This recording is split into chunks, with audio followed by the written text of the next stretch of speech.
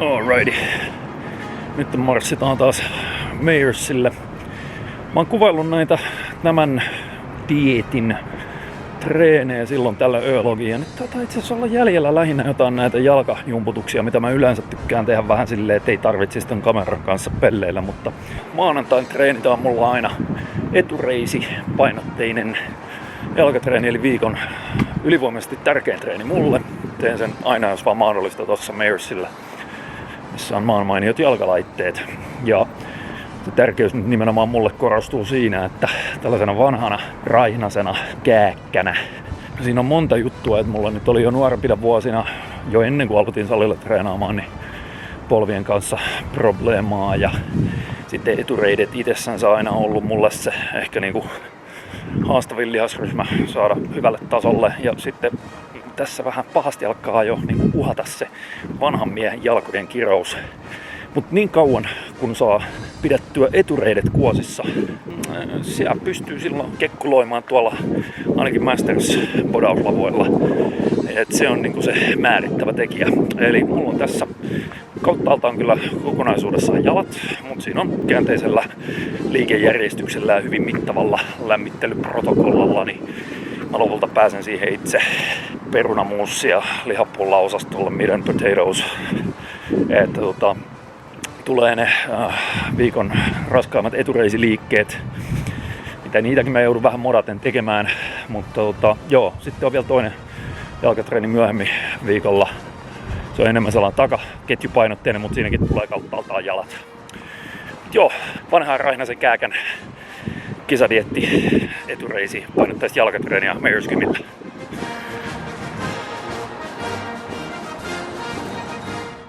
Nämä meikäläisen ylipitkälliset jalkatreenin lämmittelyt on jo aiemminkin jossain öologissa koluttu, eli tässä mulla nyt on näytettynä jotain näitä juttuja, eli siinä on sitä tibia-pumppia, mitä mä teen aina pari kovaa sarjaa treenin alkuun, sitten ROKP:tä, eli ylämäkeen takaperin kävelyä, se on 10 minsa aika hyvin auttaa polvea, sitten esimerkiksi toi Polyqueen Step Up, mutta on paljon muuta myös, mitä siihen 45 minuutin alkulämmittelyyn mahtuu, että mä voin sitten siirtyä varsinaisen treenin pariin.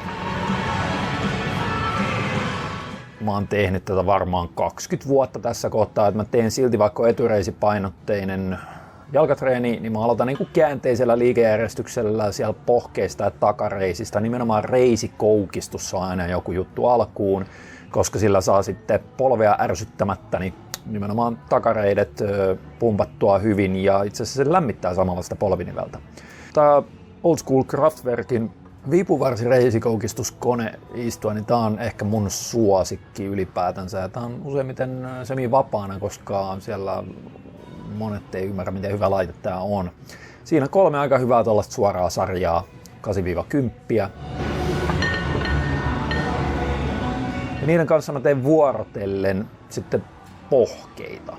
Eli nämä onnistuu näppärästi liikeparina, siinä nyt säästyy aikaa lähinnä. Mä kierrätän 2 viikon aikana 4 eri pohjeliikettä, tää kelkkapohjekone on aika näppärä. Tää tekniikka mulla nyt dietillä on sellainen, että mä käyn venytyksessä, pieni paussi siellä, ja sitten mä vaan niinku käväisen ylhäällä. Ja en nyt yritä mihinkään ihan huippusupistukseen saakka mennä, mutta ei myöskään ihan suoraan length and partialsia, mutta aika tiukkoja sarjoja saa silleen tehdä, että nimenomaan siellä alapuoliskossa failaa jos jossain.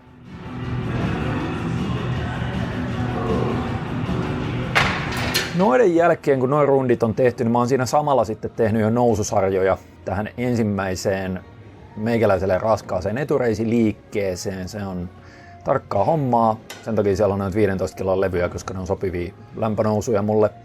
Mä aika pitkään tein tämän periaatteessa HSR, eli Heavy Slow Resistance kaavalla, mikä on silleen korostetun hitaasti jopa se nostovaihe, mutta koska mun polvi nykyisin jo kestää sen, niin mä lähinnä vaan kontrolloin sen nostovaiheen. Et tätä ei mun mielestä enää voi teknisesti ottaen kutsua HSR:ksi, vaikka mä omassa mielessäni sen silleen teenkin, että mä en lähde sieltä ihan täydellä vauhdilla kiihdyttää ylöspäin, vaan mä yritän myös sitä nostovaihetta pikkasen hidastaa siinä.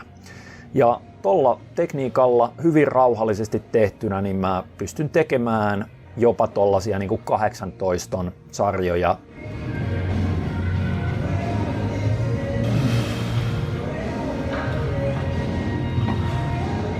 esimerkiksi tää heilurihäkki, pendulumi, niin tää on ihan loistava mulle.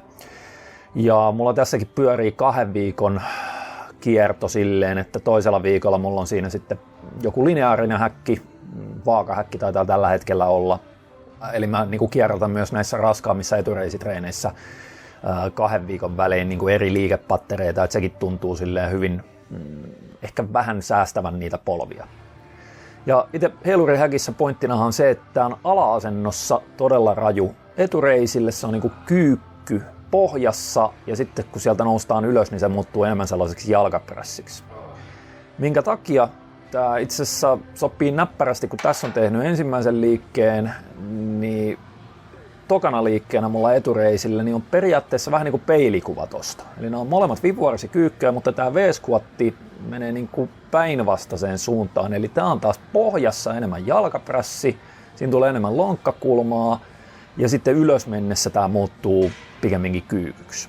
Eli nämä toimii hyvin mun mielestä samassa treenissä, koska niissä on pikkasen niin kuin päinvastaiset liikkeen kaarevuudet ja sen takia nämä ottaa vähän eri tavalla pikkasen enemmän tässä. Et mä melkein miellän tämän jalkaprässivariaatioksi tietyssä mielessä tämän V-squatin, koska se pohja-asento on nimenomaan jalkaprässimainen. Siinä pääsee vähän syvemmälle kuin jalkaprässissä, varsinkin kun mä käytän tuossa noita, mitä mä kutsun jalkaprässikengiksi, eli noin kantapää korotetut painonnostokengät.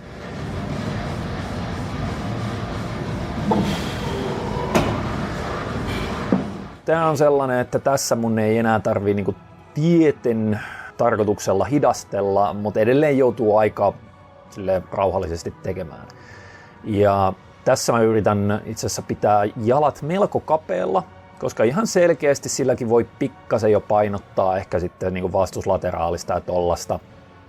Eli se ensimmäinen se pendulumi, heilurihakki, niin se on vähän sellaisella normaalimmalla jalka-asennolla ja tässä mä teen sitten kapeammalla. Ja molemmissa näissä liikkeissä niin mä teen sen 3 sarjaa alle 10, mikä on mulle näillä treenivuosilla ja kilometreillä niin kuin aika se maksimiraskaus, millä mä uskallan etureisiä vielä hakata.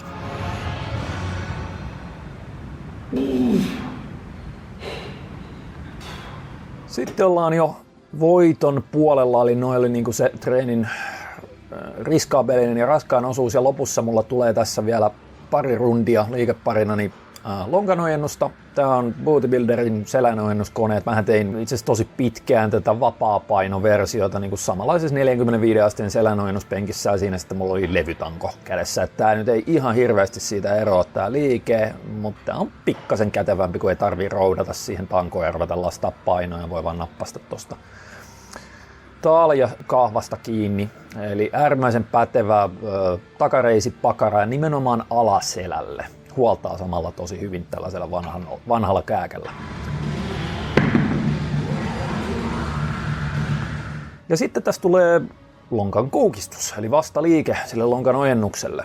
Tämän mä teen aika, voisiko sanoa, funktionaalisella mielellä silleen, että mä vaan käyn siellä alhaalla alavinopenkissä, siinä on käsipaino rinnan päällä lisävastuksena ja tuun ylös sieltä, jolloin se kyllä siinä vatsa työskentelee, mutta ihan tietoisesti mä myös otan tossa sen, että siinä tulee rectus femorikselle, lonkan koukistajalle suoraa duunia.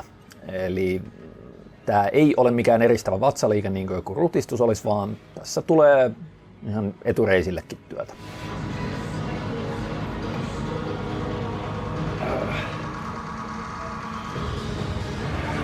Oho, ja kohtalaisen nuuntuneen näköinen feissi.